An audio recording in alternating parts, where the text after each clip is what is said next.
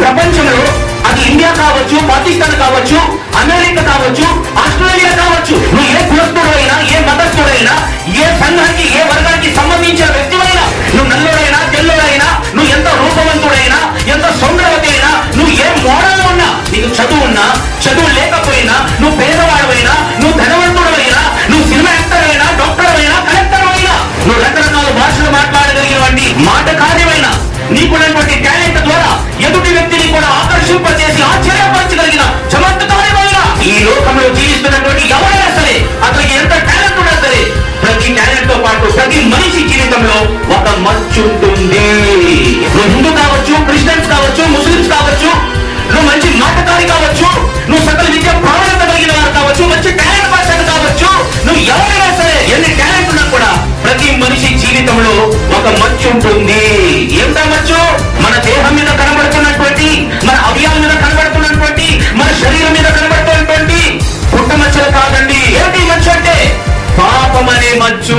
ఏంటంట? పాపం అనే మచ్చు ప్రతి మనిషి జీవితంలో ఉంది. పాపం.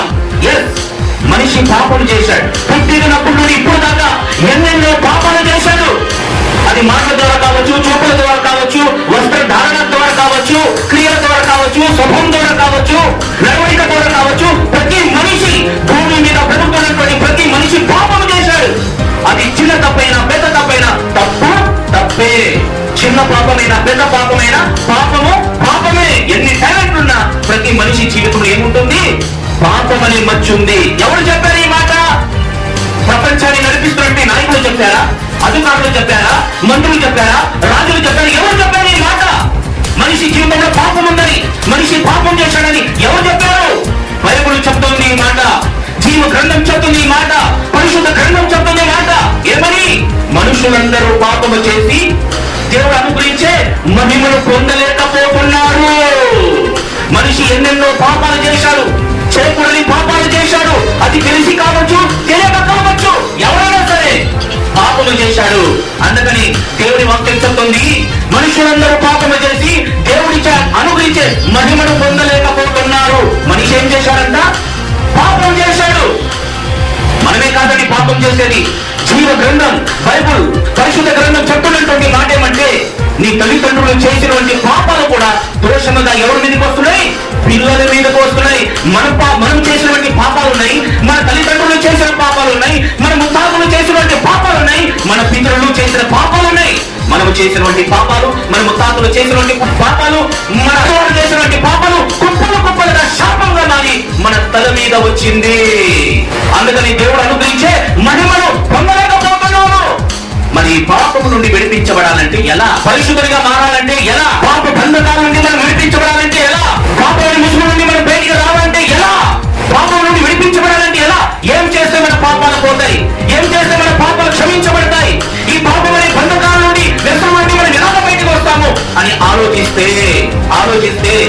ఈ దినాలలో ప్రపంచంలో భూమి మీద బ్రతుకుతున్నటువంటి ప్రతి మనిషి యొక్క నోట వచ్చే మాట ఏమంటే, మన పాపాలు పోవాలంటే దాన ధర్మాలు చేయాలి.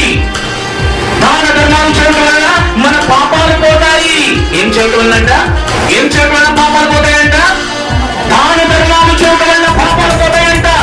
దాన ధర్మాలు అంటే భూదానం ఉంది, అన్నదానం ఉంది, వస్త్రదానం ఉంది, రక్తదానం ఉంది. ఈ రోజు మనిషి నమ్ముకున్నటువంటి మాట, మనిషి అనుకునే మాట, మనిషి యొక్క మూఢ నమ్మకాలు అదేమంటే, మన పాపాలు పోవాలంటే దాన ధర్మాలు చేయాలి. ఏమండి? ఒక పూట అన్నం ఇస్తే పాపాలు పోతాయా? ఒక జత వస్త్రం ఎవరికైనా ఇస్తే పాపాలు పోతాయా? ఏ ఖండంలో రాబడిందా? బైబుల్ చెప్పిందా లాగా? పురాణం చెప్పిందా లాగా? లేకపోతే భగవద్గీత చెప్పిందా లాగా? దాన ధర్మాలు చేయడం వల్ల మన పాపాలు పోవు. మరి దాన ధర్మాలు చేయడం వల్ల మనకి ఏమొస్తుంది అని మనం ఆలోచిస్తే, దాన ధర్మాలు చేయటం వల్ల అంటే పుణ్యం వస్తుంది. చెప్పలేం వస్తుంది? పుణ్యం వస్తుంది, ప్రతిఫలం వస్తుంది. ఎవరు చెప్పారు ఈ మాట? దాన ధర్మాలు చేయటం వల్ల మనకి పుణ్యం వస్తుంది అని ఎవరు చెప్పారంటే యేసు ప్రభు చెప్పాడు. జీవ గ్రంథం చెప్తుంది, బైబిల్ చెప్తుంది. మత్తయి సువార్త 5వ అధ్యాయం 7వ వాక్యంలో రాయబడినటువంటి మాట ఏమంటే, కనికరించేవారు ధన్యులు, వారు కనికరమును పొందుదురు. పేదవారికి సహాయం చేస్తే రహస్యమందు చూచుచున్నటువంటి నీ తండ్రి నీకు ప్రతిఫలం ఇస్తాడు. యేసు ప్రభు చెప్తున్నాడు, నీవు దాన ధర్మాలు చేయటం వలన, పేదవారికి సహాయం చేయటం వలన నీకు దీవెనలు వస్తాయి. ఆ తండ్రి అయిన దేవుడు నీకు ప్రతిఫలం ఇస్తాడు. అంతేగాని నువ్వు తరతరాలుగా చేసినటువంటి పాప దోషాలు పోవు. దాన ధర్మాలు చేయడం వల్ల, అన్నం పెట్టడం వల్ల, లేకపోతే ఎవరో రక్తం పంచిపెట్టడం వల్ల నీ పాపాలు పోవు. మనం చేసిన పాపాలు ఉన్నాయి, మన తల్లిదండ్రులు చేసినటువంటి పాపాలు ఉన్నాయి, మన పితరులు చేసిన పాపాలు ఉన్నాయి. తరతరాలుగా కుప్పలు కుప్పలుగా మిగిలినట్టి ఆ పాపాలన్నీ శాపముగా మన మీదకి వచ్చినాయి. మరి ఇప్పుడు ఈ పాపం నుండి విడిపించబడాలంటే ఎలా? దాన ధర్మాలు చేయడం వల్ల మన పాపాలు పోవు, మనకి పుణ్యం వస్తుంది. మరి పాపం నుండి విడిపించబడాలంటే ఎలా అని మనం ఆలోచిస్తే ప్రతి సేవకుడు చెప్పే మాట, ప్రతి పాస్టర్ చెప్పే మాట, ప్రతి సంఘానికి తెలిసినటువంటి మాట, ప్రతి విశ్వాసులకు తెలిసినటువంటి మాట, ప్రతి సండే స్కూల్ పిల్లలకు కూడా తెలిసినటువంటి మాట అదేమంటే బాప్తిసం తీసుకోవటం వలన మన పాపాలు పోతాయి. చప్పటి కొట్టండి విగ్రహంగా ఒకసారి, విగ్రహంగా కొట్టాలి.